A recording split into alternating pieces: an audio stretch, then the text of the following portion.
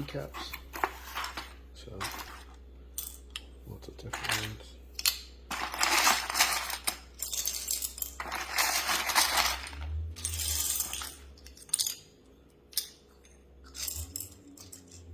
Here's the tool to be able to get it out. So pretty much just put it in, push it out, quality. This is what the bottom looks like. Might work better with this one. There we go. And again, there's two different colors, and every keycap available, so you can switch out whichever ones you want. And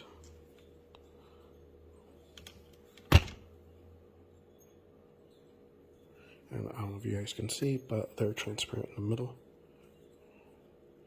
They're transparent, so if your keyboard has lit up keys, this will be able to light up.